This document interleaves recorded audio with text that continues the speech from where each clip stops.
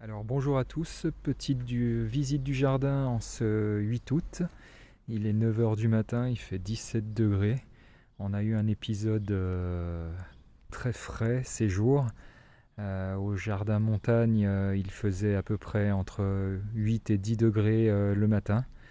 Donc vraiment une période de froid, une période de pluie. Je sais que certains ont la sécheresse, mais beaucoup ont de la pluie. Donc on va faire le tour du potager plein et on va voir ce que ça a donné. Donc au niveau des cultures sur les betteraves, on en ramasse pas mal, donc je les ramasse à la demande. On a des belles boules. Bon, j'avais semé en godet et j'ai repiqué. Donc dans les godets, il pouvait y en avoir deux à coller, donc j'ai laissé tel quel. Donc on peut voir ici deux petites betteraves. Bon, j'en arrache, elles vont grossir tranquillement. Les blettes commencent à monter en graines. Bon, celle-là a cassé avec le vent. Il y a eu un très fort épisode de vent. Bon, ça a cassé quelques branches, c'est pas trop grave. Voilà. Donc les betteraves Chioggia, j'en suis assez content. Ça pousse bien. Ça s'est bien plu cette année. Par contre, les betteraves noires ou rouges d'Égypte, je ne sais plus, je crois que c'est betteraves noires d'Égypte. Les boules sont petites. Je ne sais pas, est-ce que c'était des vieilles graines et un vieux sachet que j'avais, je n'en sais rien. Bon, en attendant, on en consomme pas mal et assez intéressant les Chioggia, notamment en cru, en râpé. Elles sont vraiment jolies, ça fait vraiment son effet et elles sont vraiment bonnes. Au niveau des choux de Bruxelles, ça y est, ça commence. On a les petits choux qui sont en formation. Donc ça pareil, c'est la première année que j'en fais. Un ami m'a demandé d'en faire, donc j'en fais. Voilà, c'est en train de se former tranquillement, comme on peut le voir. Donc là j'ai une belle petite planche. Voilà, ils n'ont pas été trop attaqués. Donc ça c'est une bonne chose. C'est vrai que les limaces escargots sont plutôt portés sur les choux cabus, choux classiques. On va le voir après. Mais bon, bonne petite récolte en perspective. Ensuite, sur cette planche, j'avais replanté il y a pas très longtemps, on va dire à peu près 3 semaines. J'avais enlevé donc les manches-tout, les petits pois, je ne sais plus. Et j'en avais profité, j'avais quelques semis de concombres et semis de courgettes que j'avais fait pour pouvoir repiquer sur cette planche. Donc là, on a je crois que c'est de la verte maraîchère ou de la non coureuse italienne, je crois. Donc là, c'est pareil, les plants se portent bien, ça pousse tranquillement. Belle culture de courgettes. De toute façon, en cette période, je pense que tout le monde a de la courgette. Et puis, les concombres, c'est pareil, c'est en train de grimper et de produire les premiers concombres. Concombres longs, verts, classiques. Voilà. J'avais mis quelques maïs doux, donc celui-là il était planté en retard. Je ne sais pas s'il aura le temps de produire des épis, mais on va le voir après. Il y en a qui sont déjà bien en formation. Donc sur cette planche-là, j'ai repiqué quelques pâtissons et butternuts. Il y a quelques temps, c'était aussi une planche de petits pois. J'avais mis quelques oignons, donc j'avais fait association petits pois oignons, mais c'est pas formidable. Voilà, donc là, j'ai replanté quelques butternuts, quelques pâtissons. C'est en train de pousser tranquillement. Ça, ce sont des cultures, on a encore le temps. Hein. On a encore le temps. Ça va peut-être mettre à peu près 2 mois pour pouvoir produire, faire un fruit. Donc on a largement le temps, ça jusqu'en octobre ici à 300 mètres d'altitude. Ça ne posera pas de problème. Juste à côté, donc la parcelle, comme je vous le disais, où il y avait des choux cabus. Donc j'ai des beaux choux, hein, j'en ai déjà ramassé. Première année que j'en fais. C'est vrai que je cultive ici uniquement, c'est ma 2e année, en sachant que l'année dernière j'ai acquis le terrain fin juin, donc je n'avais pas pu planter grand chose et produire grand chose. Donc là des choux on en a ramassé, j'ai quelques poireaux que j'avais plantés en même temps. Bon, je sais pas ce que ça va donner ces petits poireaux, ils n'ont pas assez vu la lumière, ils ont été un peu coincés entre les choux. Je pense que là, j'avais vraiment trop serré. Voilà, pour revenir sur les betteraves rouges, donc là, j'en ai mis. Donc, il y a quelques belles boules comme celle-là, et puis des plus petites. Donc, je pense que ça, c'est une question de nourriture et de sol. Ça va s'améliorer dans les années. Je prévois cet automne un gros apport de compost vert. Donc ça devrait, de déchets verts, ça devrait aider le sol qui est vraiment sableux ici à avoir une certaine consistance. À côté on a les haricots, donc là les carminates, toujours pareil. C'est une production très importante et des haricots qui font 30 cm de long facilement. Donc assez impressionnant, j'en ai ramassé énormément. Bon, on a eu beaucoup de vent, donc la structure que j'avais mis en place n'était pas assez costaud. Bon, c'est pas trop grave, hein, ce n'est pas tombé, donc on peut ramasser. Ça, c'est vraiment des belles cultures, les haricots. Bon, l'embêtant, c'est de ramasser, hein, c'est le plus long. Mais voilà, j'avais prévu 2 parcelles, donc une de grimpant et une de nain. Donc toujours des haricots violets, c'est le plus facile à ramasser. Donc là, c'est la variété améthyste. Donc des très beaux haricots, très bons, aucun fil. C'est vraiment une belle culture. Bon, comme vous pouvez le voir, les escargots se sont fait plaisir avec les limaces. On mangeait quelques feuilles, mais bon, ça n'a pas trop eu d'impact. Donc là, on a déjà ramassé, je sais pas, une douzaine, quinzaine de kilos facilement. Et il y en a encore, ça grimpe encore. À côté, on a les tomates. Donc les tomates, je vous fais juste un petit tour d'horizon comme ça, mais je vais faire une petite vidéo exprès pour les tomates pour vous présenter les différentes sortes que j'ai pu planter cette année. À côté, on a une parcelle où j'avais des courgettes, une planche. Donc les pieds commencent à affaiblir un peu. Donc là, c'est pareil, hein, ça vient du sol. Hein.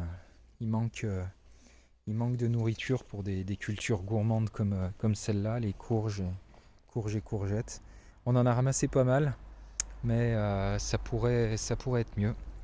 Donc là, toujours les courgettes à côté. Voilà. Donc là, j'ai bien fait de replanter des courgettes non coureuses sur l'autre parcelle parce que ça va me permettre d'avoir une continuité. Bon, j'en ai ailleurs, hein, des pieds de courgettes, notamment au jardin montagne. Voilà. On peut le voir, hein, là, les courges qui avaient été plantées ici. Donc là, ce sont des courges galeuses. C'est pareil, les pieds commencent à affaiblir fortement, on le voit. Voilà. On va pouvoir ramasser dans pas longtemps celle-là. Les tournesols qui sont magnifiques. Là, c'est vraiment, après la pluie, on voit que les abeilles ont besoin de venir récolter. Et donc là, elles sont de partout. C'est magnifique. Ça, ce sont des tournesols rouges. Première année aussi que j'en mets. Et ils font à peu près 2 mètres de haut, ceux-là. C'est vraiment une belle culture. C'est joli. Ça met un peu de hauteur au jardin. Et c'est une bonne chose. Ça permet aussi de couper un peu le soleil pour les tomates qui sont derrière là.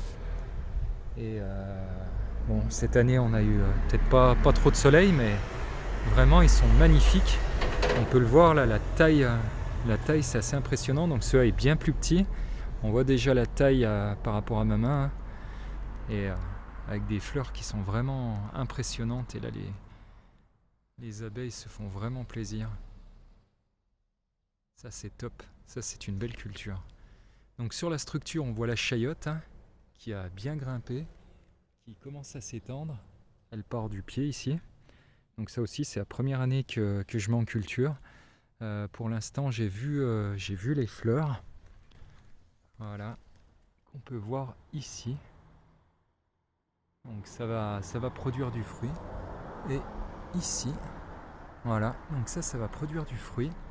C'est vraiment la première fois que j'en fais, donc on va voir ce que ça donne, mais pour l'instant elle se plaît vraiment bien, on le voit. Elle a grimpé tout le long de la structure là. Voilà. On va voir ce que ça donne. À côté, moi j'avais mis des salades, mais beaucoup sont montés en graines cette année, c'est assez spécial. C'est pareil, à côté j'avais mis des céleris raves. Bon, les boules sont pas très très grosses, même petites, je pense qu'on n'en mangera pas. Voilà, il manque dans cette terre un peu d'amendement. Derrière on a les fenouils, donc là c'est pareil. On ramasse, on en a. Fenouil taureau qui commence à monter en graines.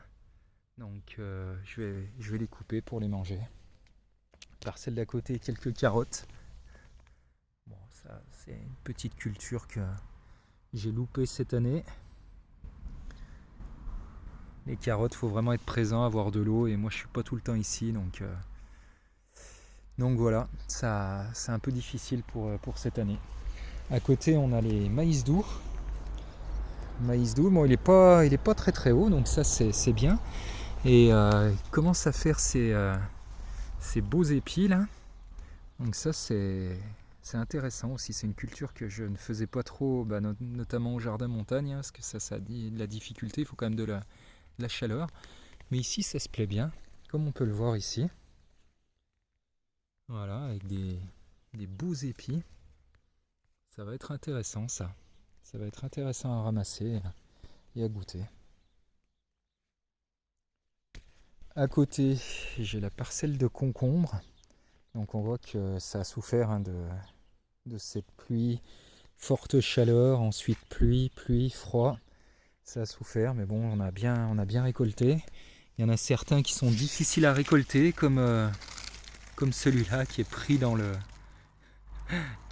grillage. J'avais un vieux grillage, je me suis servi pour faire grimper, mais c'était pas la bonne solution, parce que là on voit que c'est difficile de le sortir. On va le couper en deux, on va le manger rapidement. Mais ouais, on a bien ramassé. On s'est fait plaisir sur les concombres. J'en ai aussi dans ma serre en montagne, mais vous voyez, il y en a quand même des beaux, et puis ça pousse encore. Mais bon, voilà, les feuilles ont souffert. Ça a souffert, un manque de nourriture aussi, le froid, la forte chaleur. Bon. À côté de ça, j'ai la culture de pastèques. Donc là, ce sont des sugar baby. On voit qu'il y a quelques fruits par-ci, par-là. On va faire le tour par ici. Voilà. Quelques fruits. On en voit un autre ici. Bon, ça n'a pas été une belle réussite. Comme je le dis, ça n'a pas fait très chaud cette année. On le voit, il y en a encore là. Bon, je dois avoir 2 pieds, donc 4-5 fruits sur 2 pieds, c'est pas énorme, mais ça va permettre d'avoir une petite culture et de goûter ça. Voilà.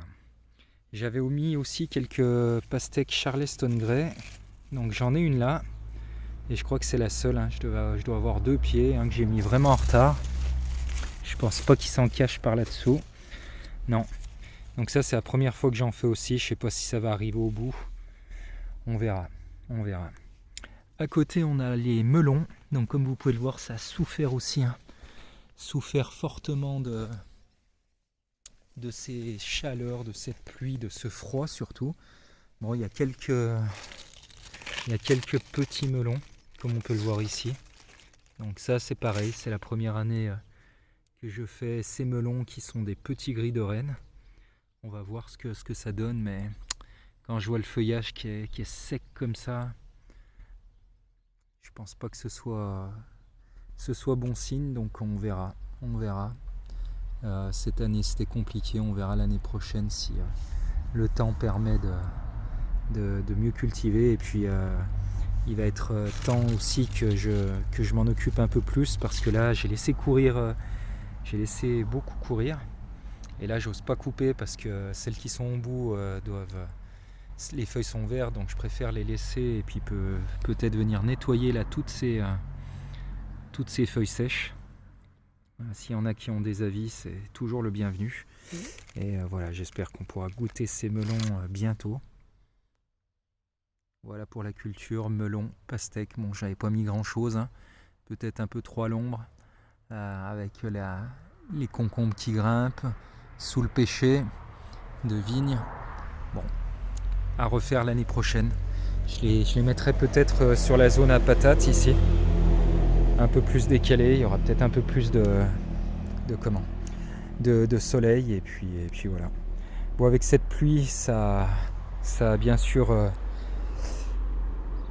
diminuer les buts de patates parce que là c'est vraiment sableux, donc la pluie a fait descendre les buts et on voit que bon, j'ai commencé à sortir quelques petites patates.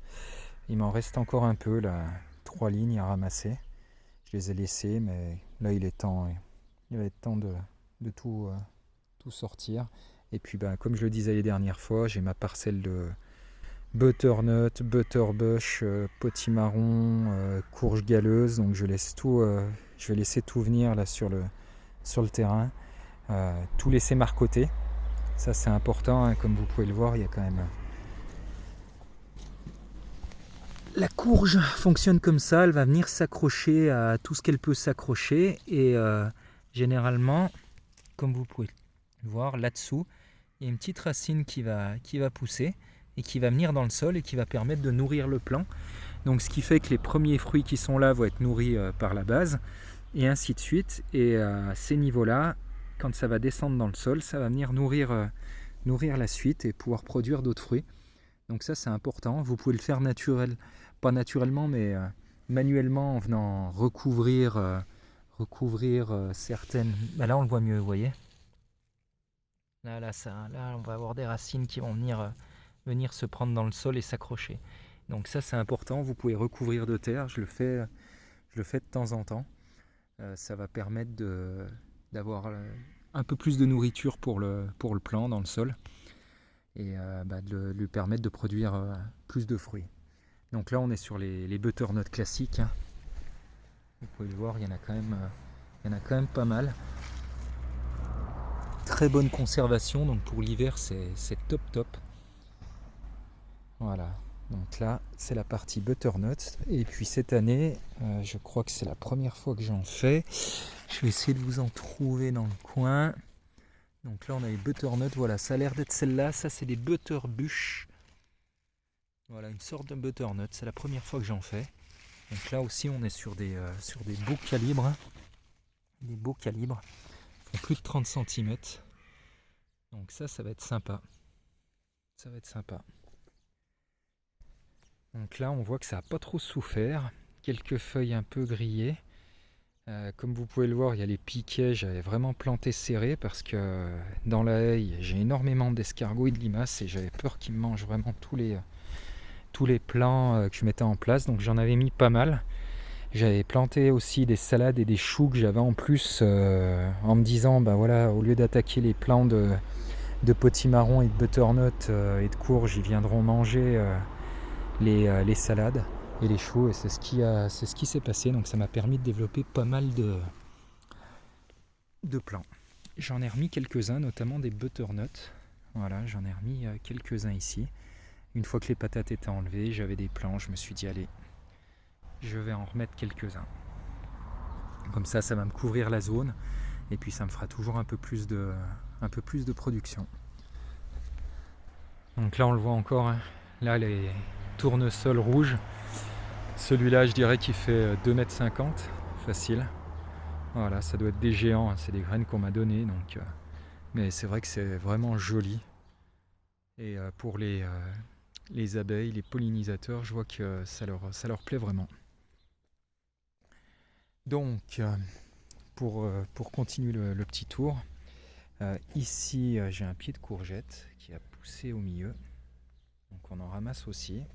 Il se plaît mieux que les autres, pourtant il a été planté au même moment que ceux qui commencent à baisser en production, mais peut-être que ça a gardé un peu d'humidité avec les courges, c'est même sûr. Voilà. Donc je vous fais un petit point, mais bon, vous connaissez les petits potimarrons. Ça c'est un délice l'hiver, une bonne soupe de potimarron. Et ici, assez impressionnant, des courges d'une taille énorme. Et puis comme on peut le voir, elles se sont rangées. Excusez-moi pour le tracteur, c'est la campagne. On voit, j'ai vraiment des beaux bébés. Des beaux bébés.